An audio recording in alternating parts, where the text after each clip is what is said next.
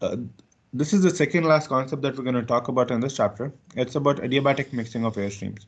Simply, it's talking about mixing two air streams with different moisture contents. Okay, and we're mixing them adiabatically, meaning there's no heat loss to the surroundings.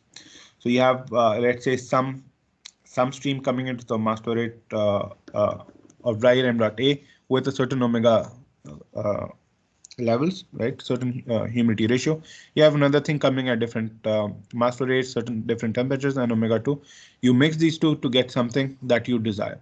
And this mixing is something which is very common. It happens in a lot of systems. So when we talk about air conditioning systems, they do not cool down they do not continuously cool fresh air and supply cool air to us. What they do is they sort of do some mixing.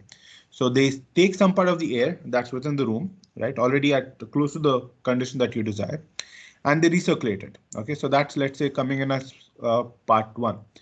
Some part of the air they take it as the fresh outdoor air and then cool it down to the required conditions or slightly below required conditions. That, let's call it that part two, and then they mix the two to get the eventual conditions of, let's say, 23 degrees Celsius, relative humidity 50%, and so on. So why do we do this mixing? Well, if we did not do this mixing, we would have to we would have to take all the fresh air and cool it down, which would consume a lot of power. So instead of cooling down something from maybe 35 degrees Celsius to 23 degrees Celsius, what we do is we cool 80% of the air that we take is just recirculated. So it's already at maybe 25 degrees Celsius. We cool it by 2 degrees Celsius to get to our target. The remaining 20%, we take it as fresh air. We cool it from 35 to 23. Okay, we mix these two. Or what you could do other ways, you keep this at 25, 20%, you cool it from 35 to maybe 19 or 18, and then you mix this 19 and 25 to get the temperature that you desire. Essentially, we don't want to cool the entire air. We want to cool only a part of it. So it's a very quick way to minimize cost as well as the cooling time.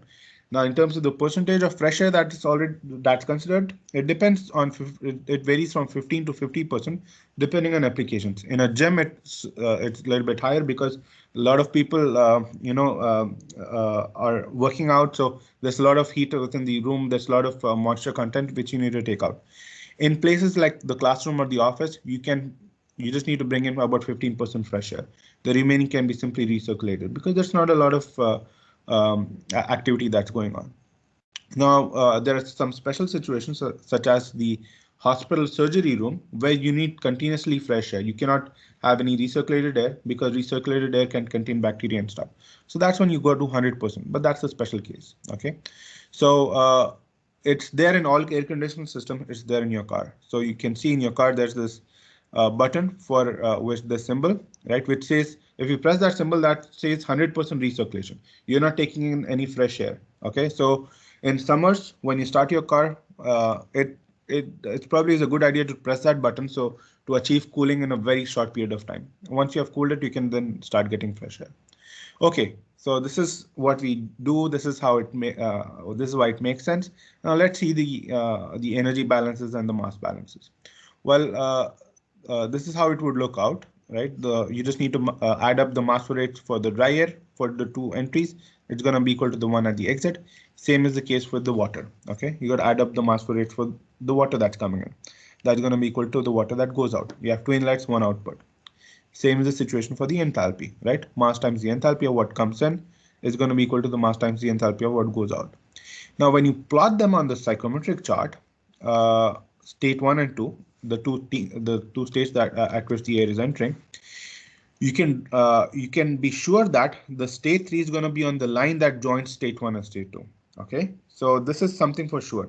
Now, the position of state 3 depends on how much mass flow rate is coming in state 1 and how much mass flow rate is coming at state 2. Okay, so there's this formula that relates the mass flow rate of state 1 and mass flow rate of state 2 to the position of state 3. So let's say you send in a lot of mass flow rate of at state 1. Let's say mass flow rate of state 1 by mass flow rate of state 2 is 10, meaning that at state 1 you're sending in 10 times more air than the air at state 2. Then by naturally we would expect state 3 to be somewhere close to state 1, right? So this would mean that the difference between omega 3 and omega 2 would be very large compared to the difference between omega 1 and omega 3. So this is what this formula is simply saying, right? So this is relating the mass flow rates of the air streams that you send to the differences, to these differences, right? Differences between omega 3 and omega 2 and difference between omega 1 and omega 3. So same way you can write it in terms of the enthalpy differences as well. You can have a look at this formula. If I give you this question in the exam, then I'm going to give you this formula as well. So you don't have to sort of memorize it, but you can we'll solve a quick problem to get you a more better feel for it. Okay, so here we are doing adiabatic mixing of two streams, stream 1 and stream 2. We have the omegas for the both streams, omega 1, omega 2. We have the temperatures. You can see there's a huge difference in temperatures. We also have the mass flow rate of dry air. You can see that state 1 has much higher flow rate. And we have the mixture enthalpies.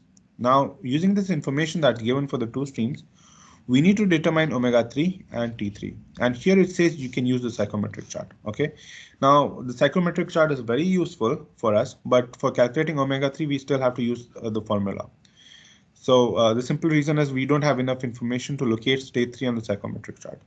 So let's use this formula. The ratio of mass flow rates is equal to the ratio of differences in the relative the humidity ratios. We have m dot a, a1 and a2 given. We have omega 2 and omega 1 given, right? It's all given here. So you just solve for omega 3 after plugging in the numbers. It's going to be somewhere between omega 1 and omega 2. In fact, it's going to be closer to omega 1 simply because there's more air at state 1 coming in. That's what we see, 0.0074. Now, we also need to determine the temperature.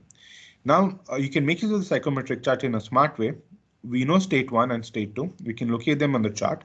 We know that state 3 should lie on the line between 1 and 2. Okay, so you can draw a straight line that joins 1 and 2.